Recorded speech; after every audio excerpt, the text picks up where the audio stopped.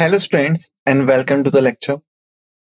So students, as you can see here that basically in this particular lecture we are going to talk about the union territories. Okay. So this is the topic that we are going to start in this particular lecture. And basically within this particular lecture, all these are the topics we have scheduled for the discussion, like the introduction part, like the creation of union territories, like the evolution of the union territories, like the state versus the union territories, like the union territories classification in India, administration of union territories, special provisions for Delhi, and the advisory committees of the union territories. Okay, so this is going to be a topic that we are going to discuss. So let's first start with the introduction to the union territories. So basically, let me tell you one thing in a straightforward. The union territories is differ from the union and its territories.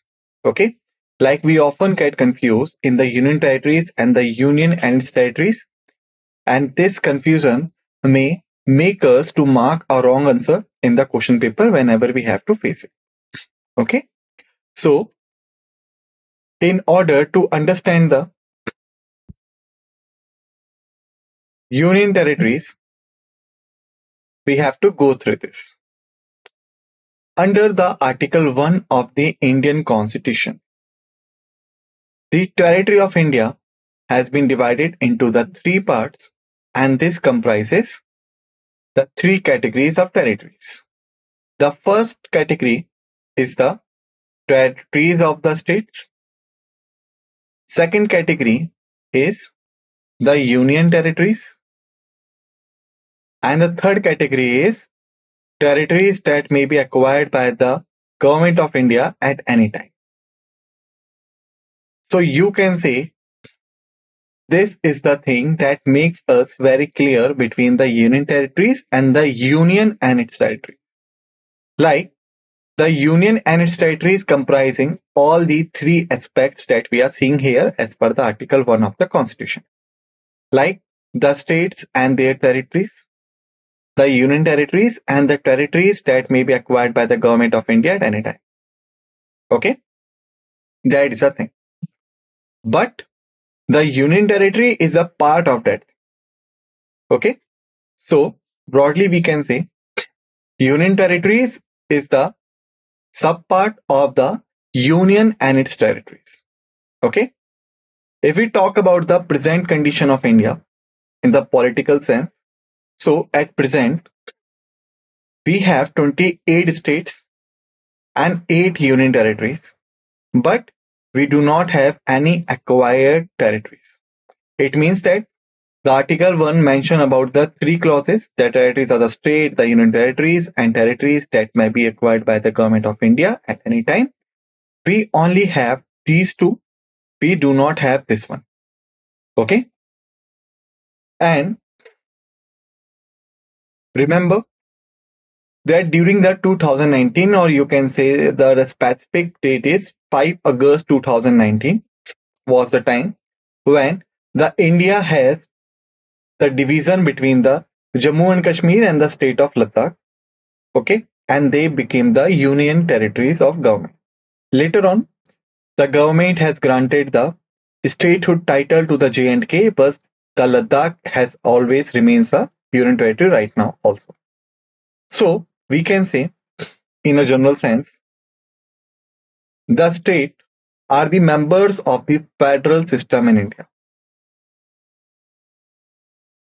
Okay, and share a distribution of power with the center. Like we know, if you look at the Indian map, so you will see the country. But that country is not governed by the single form of government and has been divided into an small administrative units that we call as state. Okay, like the Uttar Pradesh, like the Tamil Nadu, Karnataka, Kerala, Gujarat, Madhya Pradesh, Mizoram, all this. Okay, so these divisions are the states basically. Okay, And these divisions are basically in share of the power with the center. All right. So you can say, as per the federal system of India, the power has been divided into the two forms. First form is the central power. The central power basically governs the entire country. Okay. They look after the defense of the country. They look after the finance of the country, the common laws, and also the foreign relation. Whereas the state is governed by their respective state government that are responsible towards that particular states only. Okay. So that's how the federal system works. Division of powers, you can say. But in the case of the second thing, we have completed this.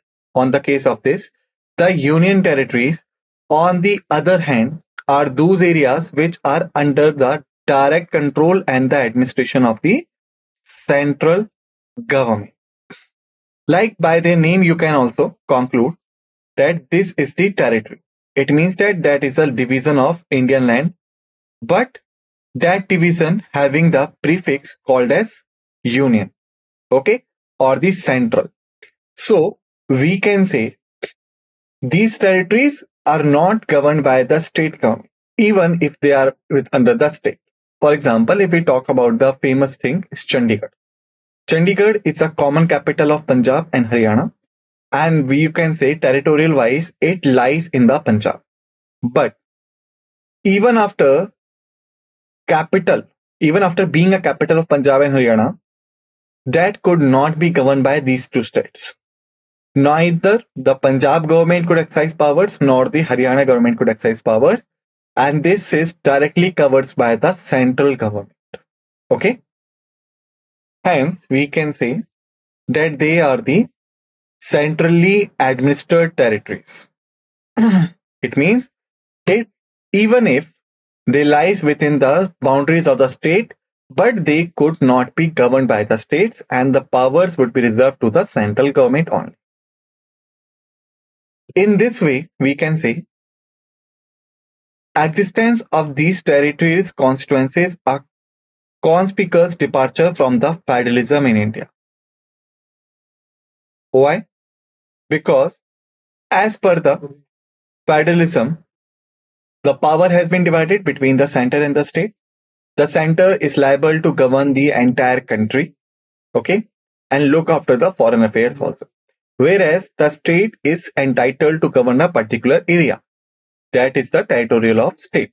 But the union territories are lies within the state, but even the state government are not allowed to govern them. So that's why the power of the state limited in case of the union territories, and that makes the conspicuous departure from the federalism in India. The government of India is plainly unitary insofar for the relationship between the New Delhi and these central enclaves is concerned. Okay, New Delhi is a capital which is the administrative and governing center of the central government of India. Okay, and these central enclaves here refer to the union territories. It means that in case of the union territories, the government's federalism is not applicable and the government is working as an unitary entity. Okay, so that's the thing.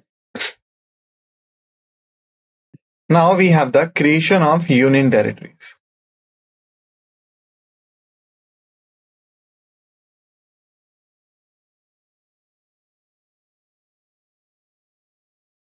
Creation of the union territories, like how does these territories got created? So if we track it down, so the creation of these territories is not belonging to post-independence era, but it's belong to the pre-independence era. It means that when the Britishers had their control over the Indian country. So during the British rule, certain areas got constituted as an scheduled districts in 1874.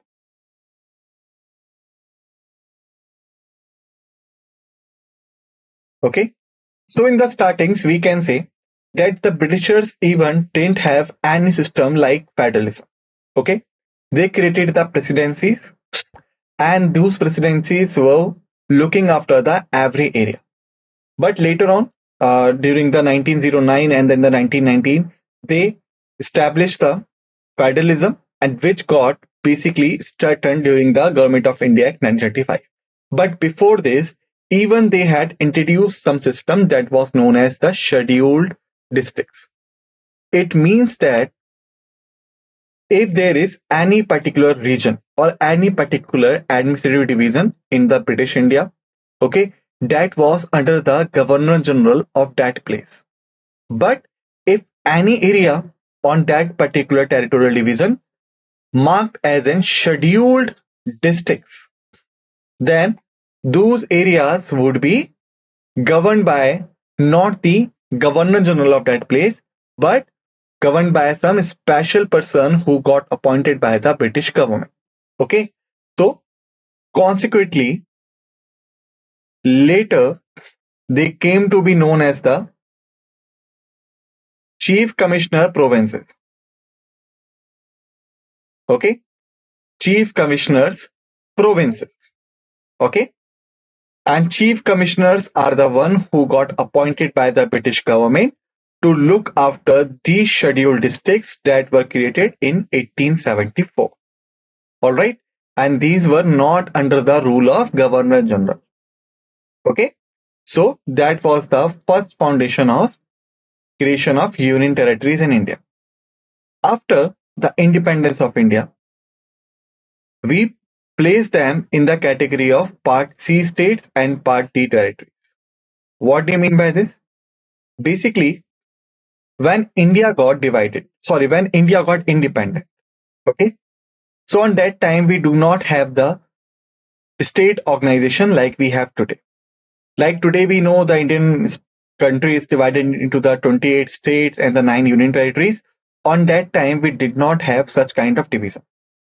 The India was divided into the 4 parts: Part A, Part B, Part C, and Part D.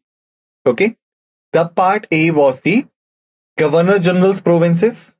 Okay, that were ruled by the Governor General during the British time. Part B was the princely states, but having the legislative assemblies.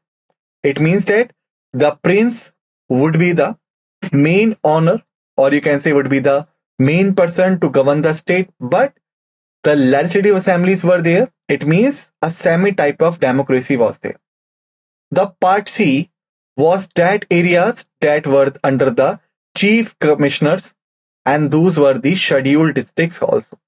And Part D alone comprises the Andaman and Nicobar Islands. So that was the division. And the union territories basically belong to the Part C division. Okay. Thereafter, in 1956, 1956 was the year when the Indian government finally formulated a bill that was known as the State Reorganization Act 1956, on the basis of which we abolished this partly division. It like we abolished this Part A, Part B, Part C, and Part D division, and we reorganized the administrative units as state, and we defined the boundaries and all. Okay, so when we were doing this, we also reorganized the Part C. We introduced the 7th Constitutional Amendment Act 1956, and the Part C provinces got constituted as an union territories. Okay, but after 1956 till today, if we take the scenario, we can say gradually or slowly some of these union territories have been elevated to the statehood. It means that some of these areas were not governed directly by the central government, but they got the title of statehood and they got their own state government because of the various reasons. All right. So that was some kind of creation. Starting with the British rule in 1874 as in scheduled districts, by putting them out from the Governor General's rule. Then later on converted them into the Chief Commissioner provinces, and the Chief Commissioner would be appointed by the British government and directly reporting to the centralized form of British government, not to the Governor General of that particular province.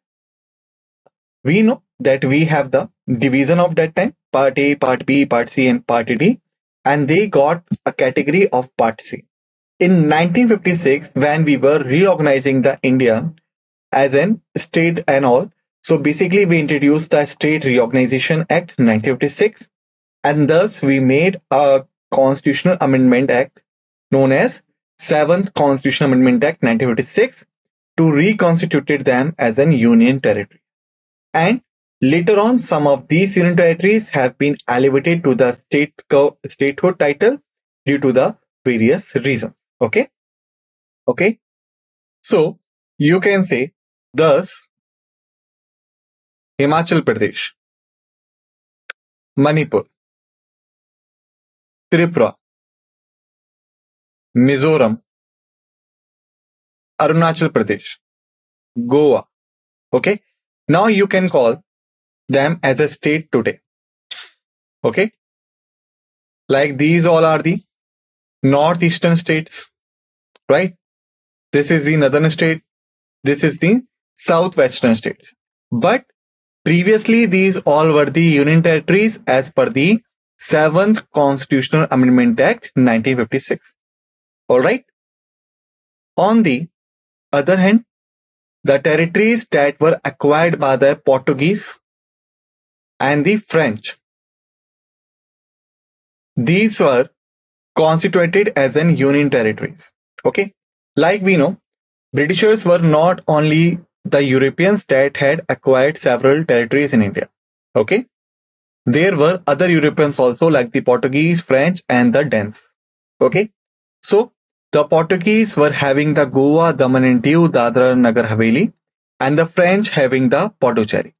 Pondicherry is the comprised form of four territories called Yemen, Mahe, Karaikal, okay, and Pondicherry, commonly known as the Pondicherry. Okay, so these areas were formed as an union territories, and we know out of this, the Goa is now an state. Okay, and others are the union territories as it is. Present condition of India, if we talk about it, then we know there are the 9 union territories. Okay, and they are along with the year of creation. If we talk about them, so we can say the Andaman and Nicobar Islands, the first 1956, and that was the only territory that was alone in Part D. Delhi created as an union territory in 1956. Lakshadweep was created as an union territory in 1956. Dadar and Nagar Haveli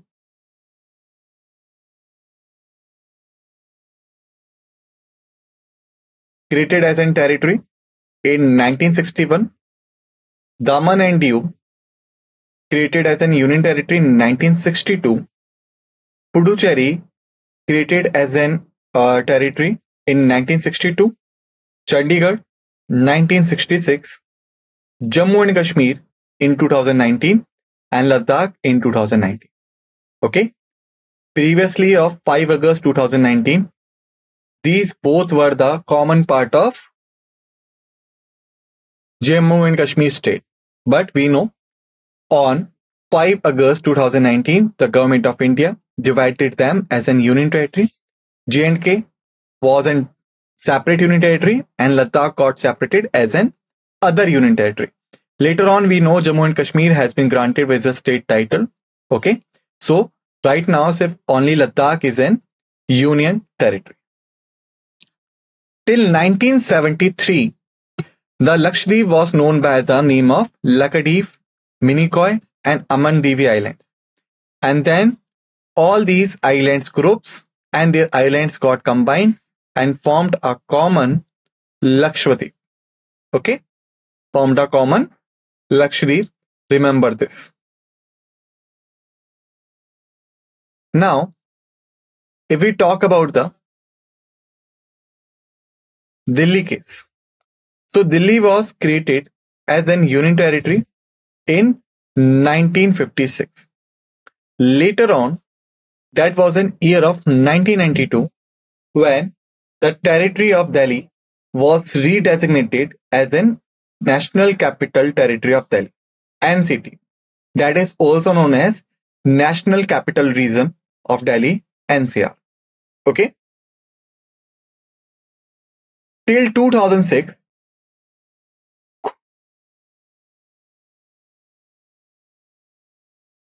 the Puducherry was known as the Pondicherry. Okay. And in 2006, it was renamed as in Puducherry as a local name. All right. So now we have the feature, state, and union territories. So the form of government, if we talk about it, so the state is in constituent division with its own government. Okay. So states generally having their own government because they having their own administrative unit. And if we talk about the union territories, then these are the administrative divisions that are administered and controlled directly by the central government of India and do not have their own government and all. Okay.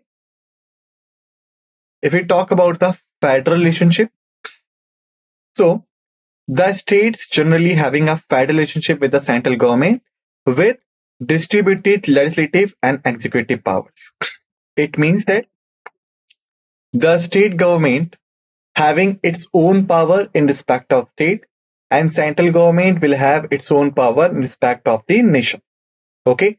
Even their legislative and executive powers are separated from each other. In a normal circumstances, the central government could not interfere into the legislative and the executive powers of the state that has been conferred to the state government through the Constitution of India. However, if there is any extraordinary condition like the national emergency or president rule in the state and all, in such a case, the powers could be exercised by the central government on the basis of legislative and executive powers for a short duration. But generally, in the normal circumstances, the central government could not have that privilege.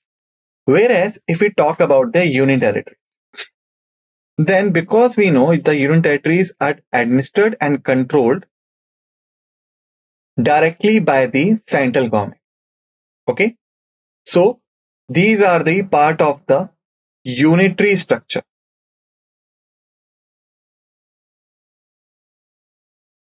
Under the central government. Okay. And all the legislative and executive powers of the union territory resting with the union directly. It means they could not have their separate powers. But this case differs in Delhi. Why? Because Delhi is however a UT, but it is having its own legislature and the executives. Okay. And some of the functions of the state list have been granted to the Delhi government and some of the functions have been retained by the central government. Okay. But the police and all, this is not in the hands of the Delhi government. It is in the hands of the Lieutenant Governor of the Delhi who works under the supervision of the central government. Okay. Thereafter, the role of governor and the administrator. So, in states, the governor acts on the aid and advice of the Council of Ministers of State Government. Whereas, if this is an union territory and the administrator who is in charge of administering the place, basically he acts on behalf of the President of India. Or you can say the President of India appoints him as the agent to work here. Okay. So that is the thing. Thereafter, if we talk about the creation of the union territories, why they got created. So the union territories have been created for the variety of reasons, like these are mentioned below. First is, if we consider the political and administrative consideration. The example of this are Delhi and Chandigarh. Because the Delhi is the national capital, so this could not be governed by the state government directly and all. And Chandigarh is basically a capital of two states at a time. So that's why giving a power to one state only is difficult issue. Thereafter, culture distinctness like Puducherry, Dadra Nagar Haveli, Daman and Diu. These union territories lies in their respective states of Tamil Nadu and Gujarat, but culture-wise they having some differences from them. So to maintain their distinctiveness and preserve their culture, basically we divide them. Strategic importance: Andaman Nicobar Islands and Lakshadweep, because these are the only two island groups that India have, and these hold the critical position in the Indian Ocean. This is in the Arabian Sea branch. This is in the Bay of Bengal branch. So they are strategic for India. That's why the central government controls them directly. Thereafter, special treatment and care of the backward and tribal people.